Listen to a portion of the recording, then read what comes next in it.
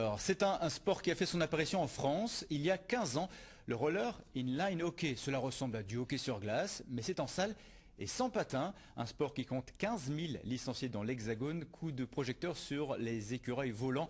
L'équipe strasbourgeoise vient de se qualifier pour les demi-finales du championnat de France de National 3.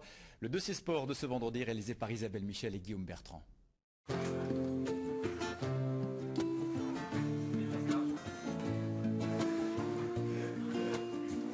Ils s'appellent les écureuils volants et sont devenus en 15 ans l'un des clubs phares de l'Est de la France. Crosse, gants, casque, le matériel est le même qu'au hockey sur glace, mais il y a une différence et de taille, les roulettes ont remplacé les lames.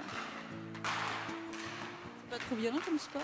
Non, du tout. Non, c'est vrai qu'on voit des fois des gens un peu se casser la gueule, mais non, honnêtement, c'est assez. Par rapport au hockey sur glace, c'est beaucoup moins, il y a beaucoup moins de contact. D'ailleurs, ils sont pas trop tolérés. En match, c'est tout de suite sanctionné. Il y a très peu de contact.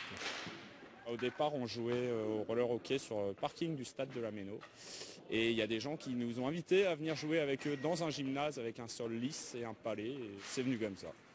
Cette discipline est née en Amérique du Nord au début des années 90. Ce sont les joueurs de hockey sur glace qui ont lancé la mode sans vraiment y penser, en s'entraînant en extérieur sur des rollers. Aujourd'hui, ce sport affiche fièrement 15 000 licenciés dans l'Hexagone contre 2 000 en 1995 et des résultats déjà prometteurs. Les équipes de France, que ce soit certaines équipes de haut niveau ou même les équipes de France masculines et féminines, ont de très très bons résultats au niveau européen et mondiaux. On est en général dans les 4 meilleures équipes au monde, avec les États-Unis, la Tchécoslovaquie, le Canada.